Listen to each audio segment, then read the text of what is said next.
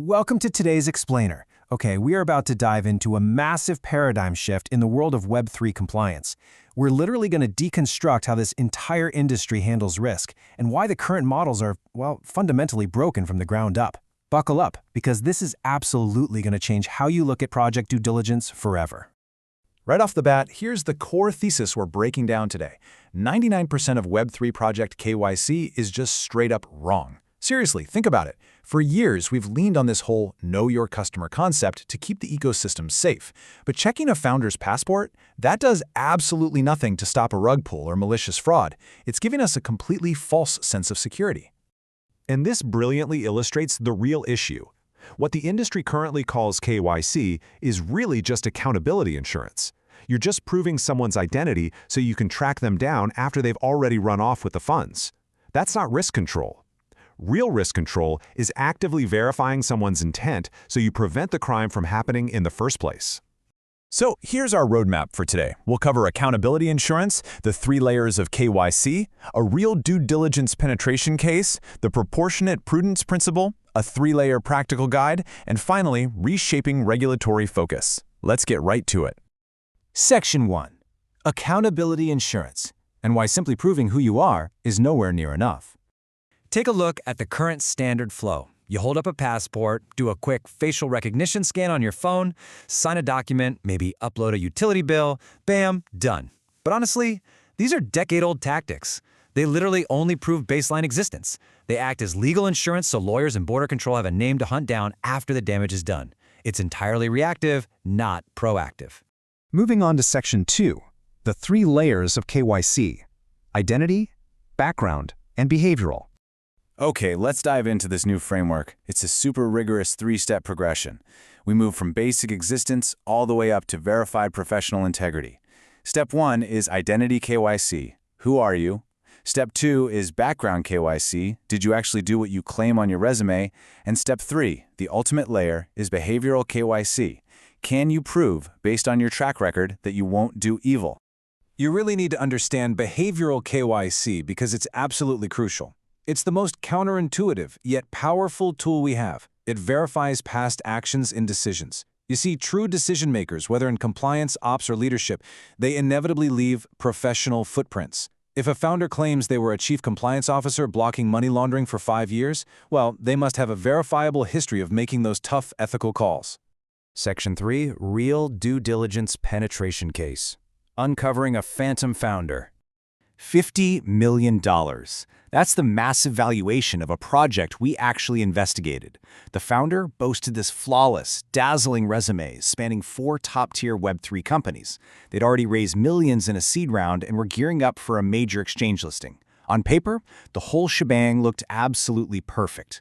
But when we ran a Layer 2 background search, checking LinkedIn, Crunchbase, official employee lists, even Twitter interactions across those 4 companies, the result was 0. Literally 0 traces found.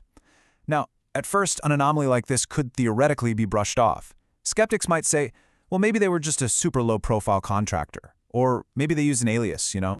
But that excuse completely falls apart at Layer 3. Have they spoken at conferences? Have they written any industry methodologies? Appeared on any podcasts or community AMAs? The answers were all 0. This completely unmasks the illusion. There is no way you operate as a global industry leader for a decade and leave absolutely no professional footprint. That's not being low profile. That means the career literally does not exist. Section 4. The proportionate prudence principle. Matching diligence to the financial risk. Let's look at the legal concept of proportionate due diligence, using a really simple everyday analogy. Your diligence has to match the risk. If you lend $100 to a buddy, you don't run any checks. If you lend $1 million to a total stranger, you are for sure asking for full financials and collateral. What if you let someone manage a $100 million fund? You demand a deep, rigorous verification of their entire track record, right? So, how does this map to Web3? A token generation event, or TGE, is a massive financial authorization. You're handing over control of tens, maybe hundreds of millions of dollars in token value to a founder, directly impacting retail investors. For this level of financial risk, the idea that a simple passport check is enough is frankly ridiculous. The depth of diligence has to be proportionate to those millions of dollars at stake. Section 5. The 3-layer DD Practical Guide. how to actually implement this framework today. Let's break down the exact timeframes for you operators out there. The identity layer takes about 15 minutes, standard ID and registry checks. The background layer takes 2 to 5 days. You're asking for employer letters or brief confirmations from former execs. And the behavioral layer, that takes 7 to 14 days. This is where you review past methodologies, case studies, and do conflict-free reference calls. Now here's the absolute game changer in practice. The burden of proof is on the project, not the exchange. You don't need to play private investigator. Real founders will be eager to share their methodology because their expertise is literally their greatest asset. If they can't provide behavioral evidence within a week, that's not a privacy concern. That is an automatic, non-negotiable red flag. Section 6, Reshaping Regulatory Focus. Upgrading the anti-money laundering mindset. Traditional anti-money laundering asks one main question: where does the money come from? And for that, identity KYC is totally fine. But the primary risk in Web3 isn't just dirty money entering the system. It's malicious human intent. It's founder-executed rug pulls. The question we really need to be asking is, will this person commit fraud?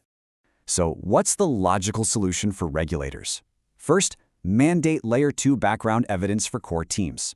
Second, encourage, or even require, Layer 3 behavioral disclosures before a token generation event. And third, if a project can only pass Layer 1 identity checks, mandate massive, enhanced risk disclosures to the public.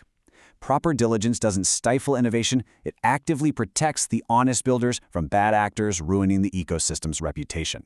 It really boils down to this. If you can only ask one KYC question, don't ask, "Who are you?" Ask, "What have you done?"